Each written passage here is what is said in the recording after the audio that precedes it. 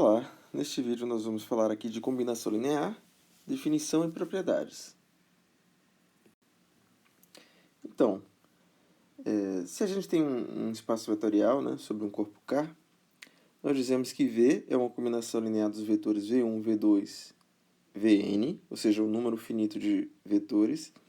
Se existem escalares α1, α2 até αn, em K, tais que V é uma soma dos produtos dos escalares pelos vetores. Por exemplo, considerando aqui esse vetor V igual a menos 5, 2, menos 4 em R3. Este vetor é uma combinação linear dos vetores V1, menos 1, 3, 0, V2, 1, 4, 1 e V3, 0, menos 2, menos 1. Por quê? Porque a gente pode, ao multiplicar aqui V1 por 4, V2 por menos 1 e V3 por 3, fazendo aqui as contas, a gente verifica que a gente obtém exatamente o vetor V, né? Então, V é uma combinação linear de V1, V2 e V3 para, ou melhor dizendo, com a escolha dos escalares 4, menos 1 e 3, né? Então, aqui temos que α1 igual a 4, o número que a gente o escalar que a gente está usando para multiplicar o V1 é o α1 igual a 4, o escalar usado para multiplicar o V2 é o α2 menos 1, e o escalar aqui usado para multiplicar o V3 é o α3 igual a 3. Né? Vocês podem conferir as contas aí. Então, V é uma combinação linear dos vetores V1, V2 e V3. Um exemplo bem interessante disso, né? Acho que vocês conhecem, que é o espaço de cores. Né? Quando a gente vai escolher uma cor num programa como o Paint, um programa de desenho, né? A gente lá pode escolher, tem uma interface que a gente pode mexer nos controles e escolher a cor que a gente quer. Né? Então, a cor que um emissor de luz, como uma tela de televisão, uma tela de LED, uma tela de celular emite, ela tem propriedades que podem ser modeladas para um espaço vetorial. A gente pode somar cores, né? Multiplicar as cores por um certo número, isso vai aumentar a sua intensidade. Então, a gente pode interpretar, dentro de certos limites, né?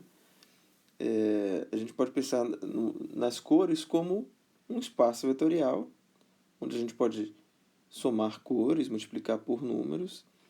E a gente, no caso dos seres humanos, nós temos um conjunto de cores aqui primárias, né? A gente pode falar aqui usando a terminologia em inglês, né? RGB, Red, Green, Blue, vermelho, verde e azul. Né? São as cores primárias, a partir das quais a gente pode obter as outras através de uma mistura. Né? Então, uma combinação linear é mais ou menos, grosso modo, uma mistura das cores de uma certa proporção que é dada pelos escalares que a gente está usando. Então vamos ver aqui uma animação rápida, passeando por várias cores aí no espaço de cores, através da manipulação desses controles aqui que vão controlar a intensidade de cada uma dessas cores primárias, né? Vermelho, verde e azul. Então aí a gente começa com o amarelo, né? Que tem cores 1, 1, 0, tem valores 1, 1, 0, 1 de vermelho, 1 de verde, 0 de azul. Agora a gente tem só o verde. A ausência de cores é o preto, né, que corresponde ao vetor nulo. E assim por diante. Né? Vermelho e azul magenta. Então, e a gente vê aqui os escalares mudando de acordo. Né? Então tá aí um exemplo bem interessante de combinação linear, no caso aqui aplicada ao fenômeno das cores. Né? Tá certo? No final a gente chega em um cinza, né? Muito bem. Mas a gente tem o seguinte problema agora, né? Como a gente pode determinar se um dado vetor V é uma combinação linear dos vetores V1, V2 e Vn? Tá? Então, a gente pode começar com um exemplo aqui, né? Pensando no vetor V igual a 4 menos 3, 0, e nos vetores V1, V2 e V3 dados aqui. Como é que a gente pode verificar se V é uma combinação linear de V1, V2 e V3? Ora, para verificar isso, né, a gente precisa encontrar escalares α1, α2 e α3, tais que α1, V1 mais α2, V2 mais α3 e V3 seja igual a V. Ou seja, a gente quer expressar o V como uma mistura, né, de V1, V2 e V3. Ou seja, substituindo os valores de V1, V2 e V3, a gente obtém um problema assim. Mas é fácil ver que esse problema aqui é equivalente a resolver este sistema linear, né? Se você parar para fazer as contas direitinho, esse produto dos escalares pelos vetores coluna aqui, a gente vai obter α1 mais 2 α2 mais 0 α3, né? Que é o mesmo resultado que a gente obtém quando multiplica esta primeira linha pela coluna dos alfas. Então, basicamente, né, a gente está vendo que determinar se um certo vetor é uma combinação linear de vetores de dados é basicamente equivalente a resolver um sistema linear. Se, que no caso aqui a gente vê que existe uma solução, né? É só fazer as contas, ou substituir aqui, vocês vão ver que α1 igual a 2, α1 igual a 1 e α3 igual a menos 5 são uma solução. Ou seja, existem escalares α1, α2 e α3, tais que eu posso expressar este vetor 4 menos 3, 0 como uma combinação linear dos vetores dados. Em geral, a gente vai ter uma situação como essa. A gente quer verificar se um vetor V é uma combinação linear de vetores dados. Então, a gente vai querer achar esses escalares. E se a gente montar o problema direitinho, no final das contas, a gente vai obter um sistema linear como este. Tá?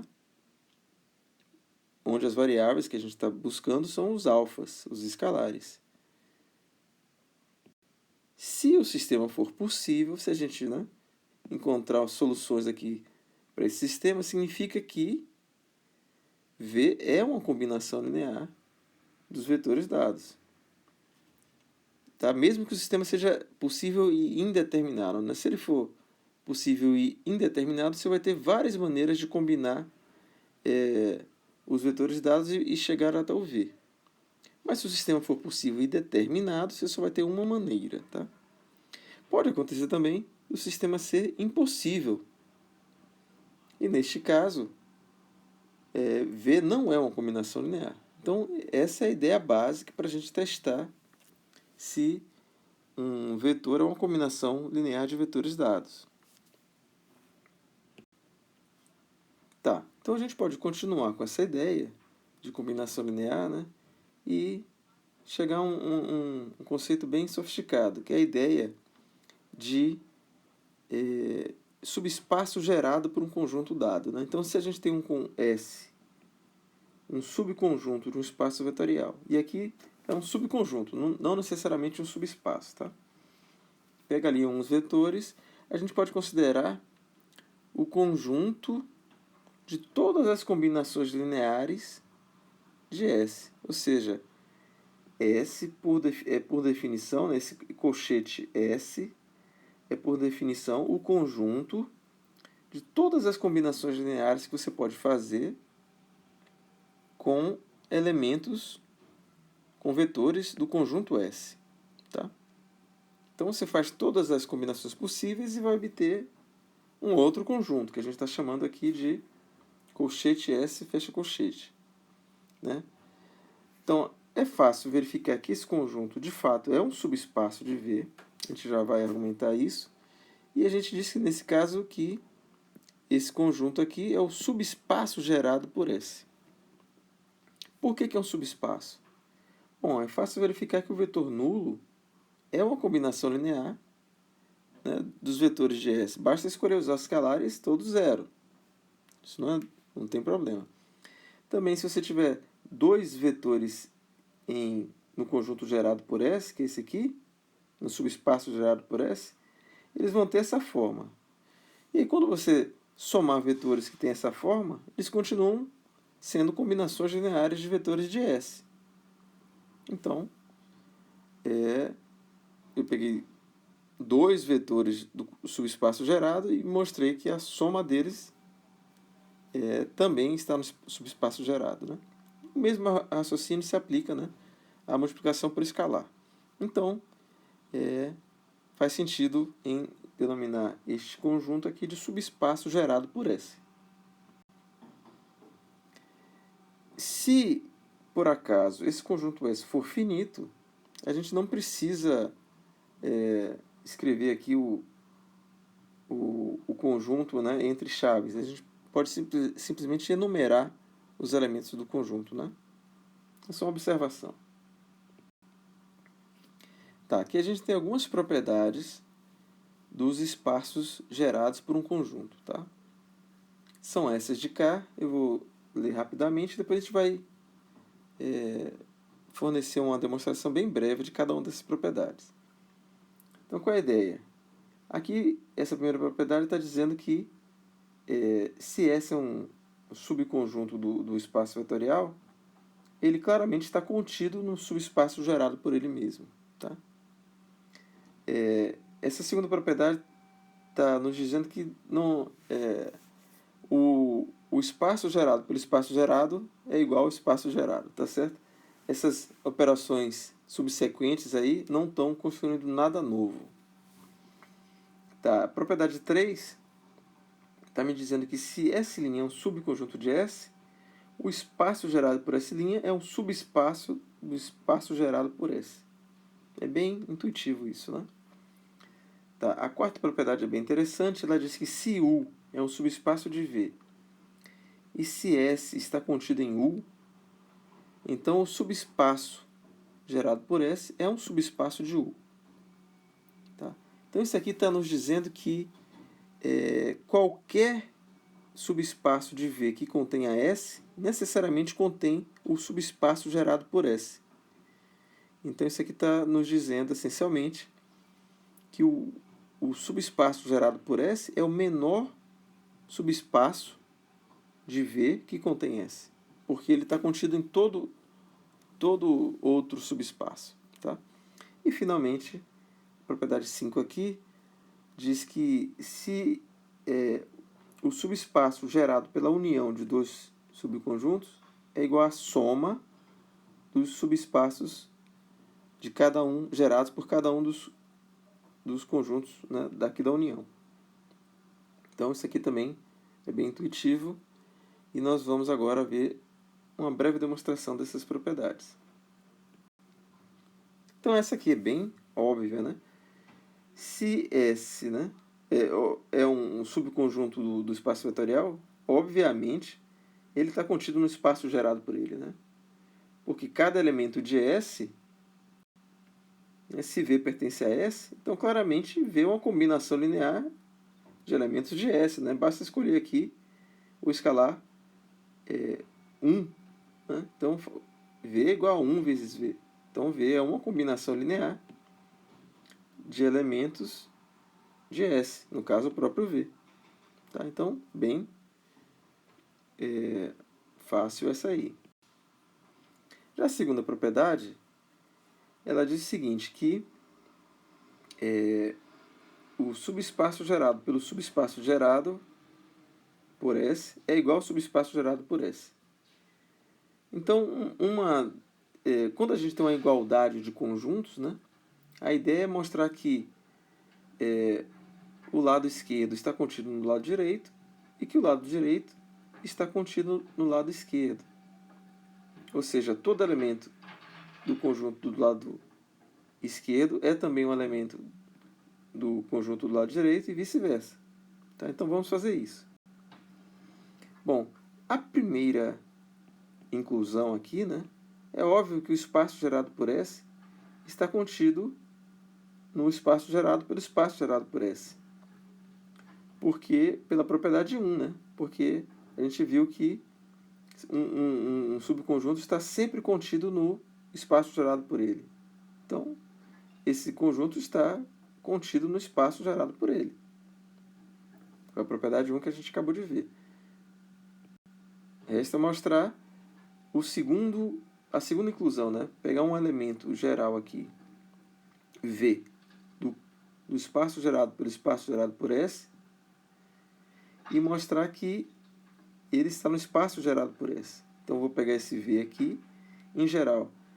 Como o V pertence ao espaço gerado pelo espaço gerado por S, ele é uma combinação, V é uma combinação linear de elementos aqui do espaço gerado por S. Ou seja, cada UI desse está no espaço gerado por S. Mas se isso acontece,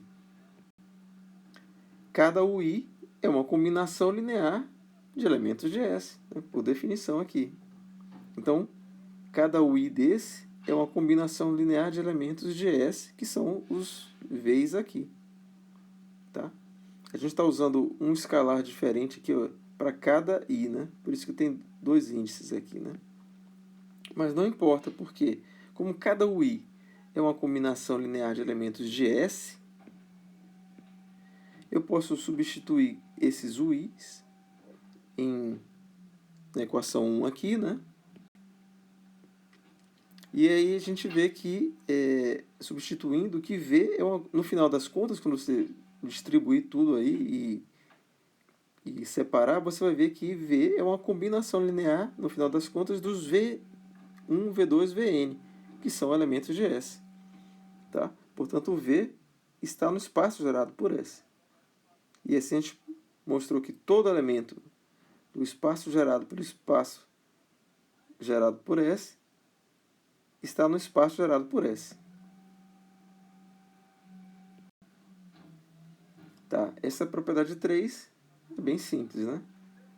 Se S' é um subconjunto de S, então o espaço gerado por S' é um subespaço do espaço gerado por S. Então, para mostrar que um subconjunto está contido em outro, né, eu tenho que pegar um elemento aqui do espaço gerado por S', que eu vou chamar de V. Ele é uma combinação linear de elementos de S', ou seja, cada UI desse está em S', tá? E eu tenho que mostrar que ele que V está no espaço gerado por S. Mas isso é óbvio, porque como S' por hipótese está contido em S, cada elemento de S' é também um elemento de S. Então esses UIs são elementos de S. Tá? E, portanto, V é uma combinação linear de elementos de S.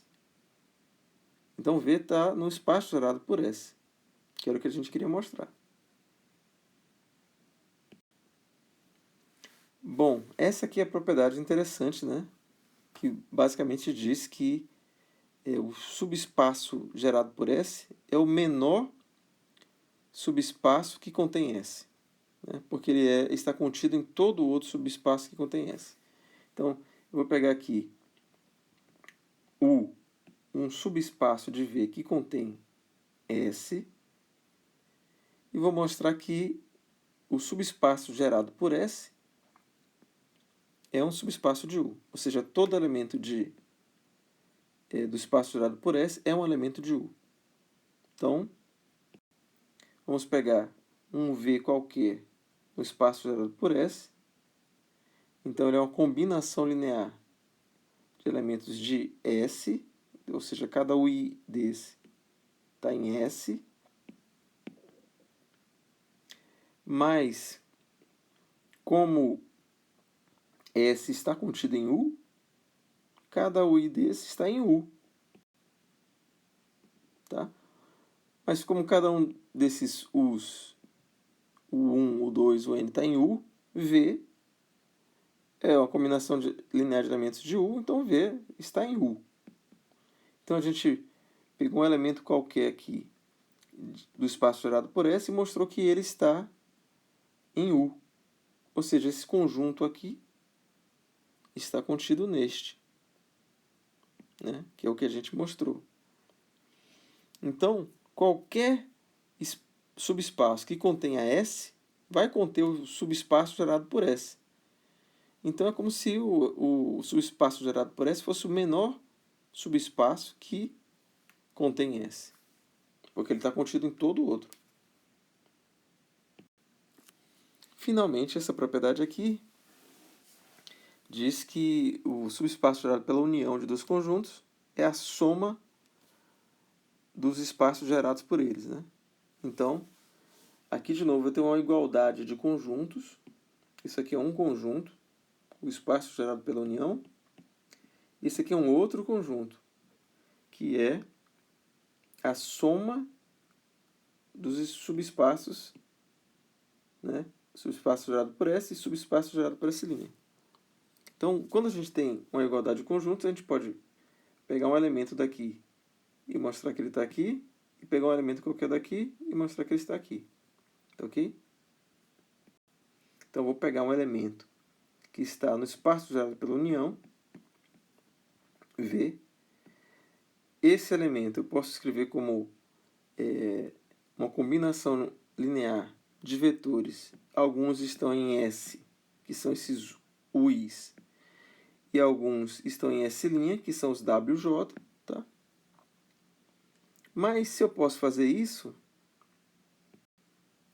se eu fizer agora U igual essa combinação linear que envolve só os U's, e se eu chamar de W, a combinação linear que tem só os W's, o que é que a gente fez aqui? A gente acabou de escrever o vetor V como uma soma de dois vetores, onde um está no conjunto gerado por S, e o outro W está no conjunto gerado por S'. Aqui, em vez de V, é W, né? Tem um errinho aqui.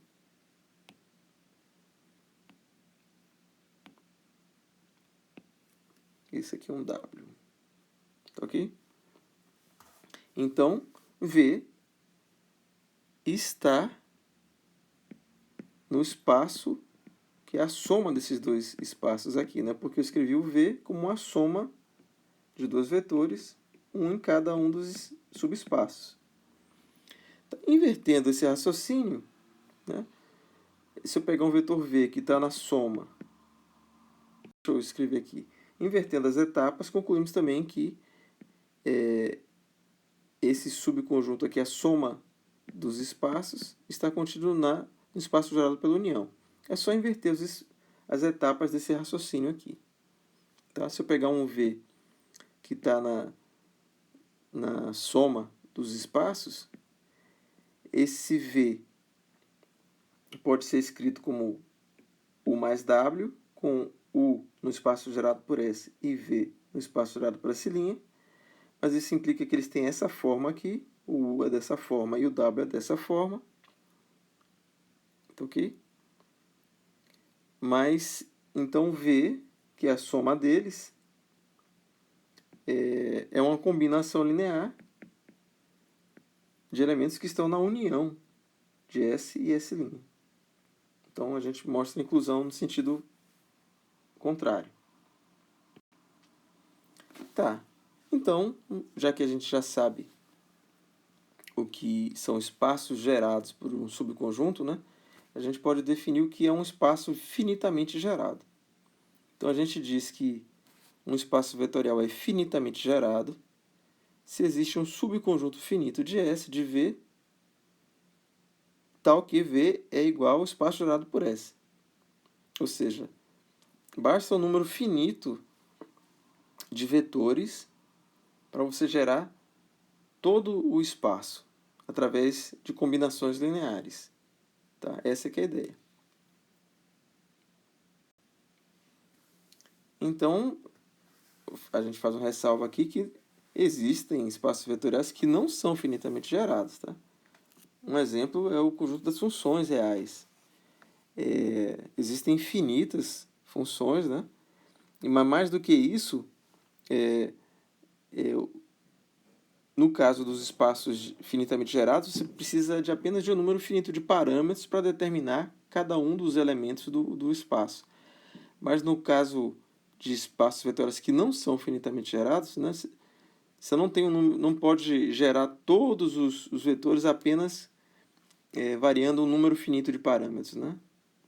Então, esse raciocínio a gente não pode ainda precisar claramente aqui para vocês, porque a gente precisaria falar um pouco sobre essa diferença entre finito e infinito. Né? Mas fica aí só ressalva de que existem espaços vetoriais que não são finitamente gerados.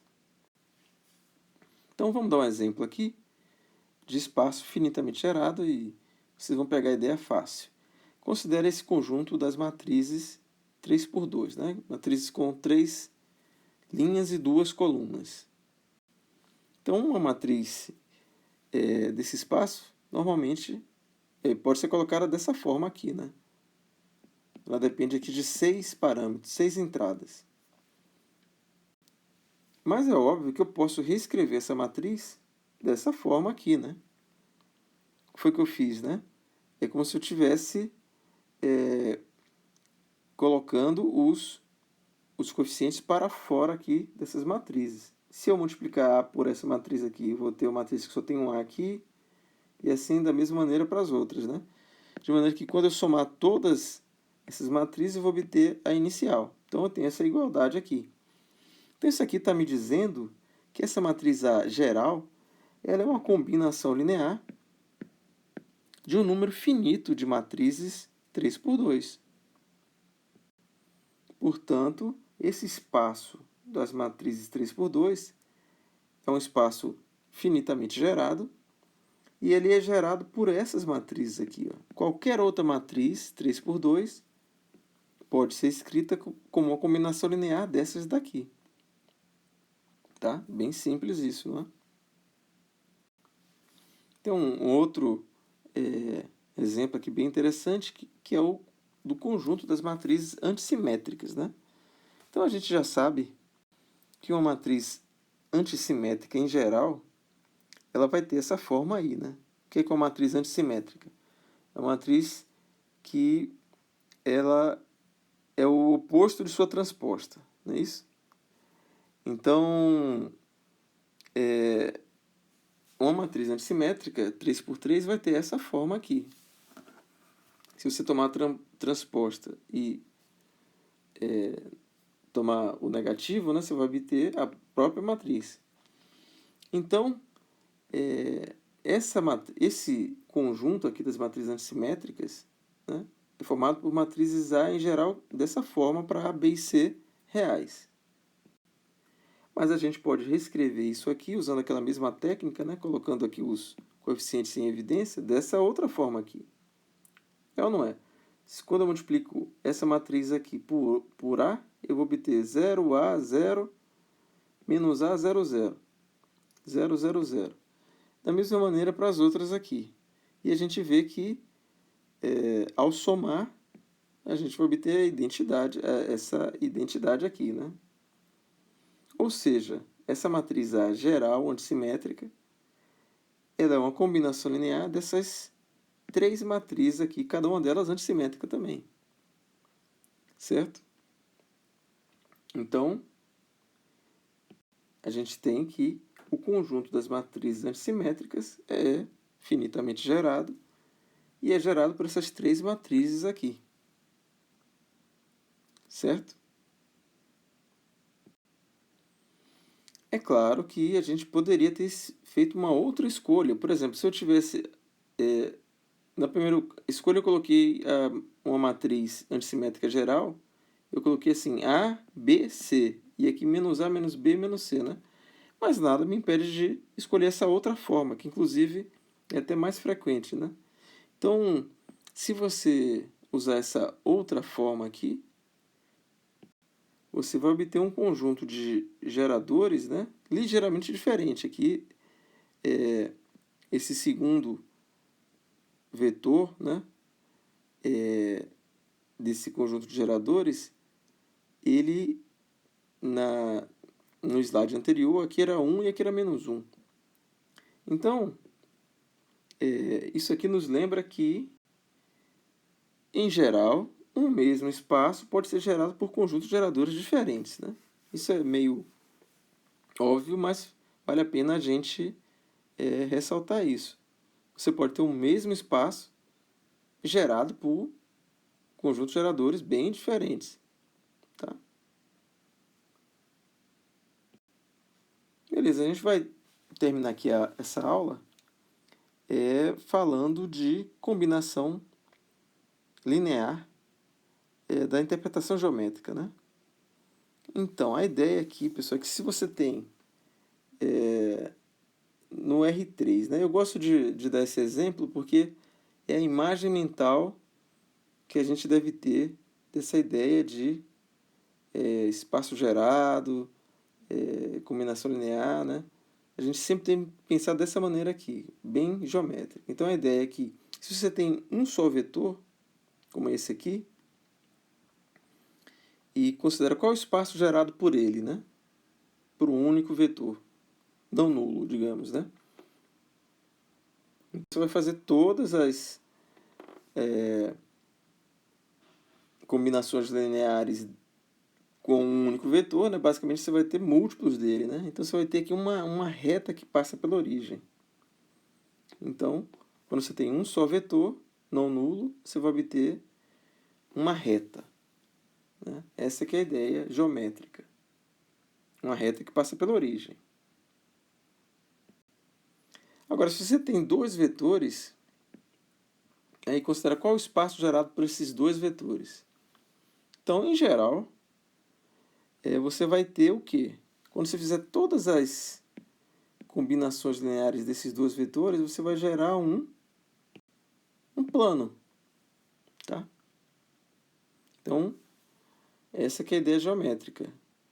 É claro que poderia acontecer dos dois vetores estarem alinhados, né? Terem a mesma direção. Aí, apesar de você ter dois vetores, você não geraria um plano, geraria uma reta. Tá? E algo semelhante aqui nesse caso. Eu tenho três vetores aqui. Ó. Tenho este e tenho este aqui. Então você poderia pensar que com três vetores você geraria o próprio espaço, né? Mas não, porque calhou desse vetor aqui, ó, ser exatamente a soma desses outros dois, ou seja, ele próprio é uma combinação linear dos outros dois. Então, no final das contas, você vai acabar gerando o mesmo plano da figura anterior. Ou seja, apesar de eu ter três vetores, eu ainda obtenho algo que é um plano, algo que tem duas dimensões, né? Isso porque esses vetores aqui eles são meio redundantes. Um deles eu posso escrever como a soma dos outros dois. Ou eu poderia também escrever esse como a soma desses aqui, como uma combinação linear, melhor dizendo, né? Dos outros dois. Então, isso nos leva a pensar sobre o assunto da próxima parte dessa aula, né? Que a gente vai falar de dependência e independência linear. Que é isso, né? Como é que a gente detecta se um vetor é uma combinação linear do outro ou não, né? Ou se eles são independentes. Então, essa que é a ideia aí da nossa próxima aula. Até mais.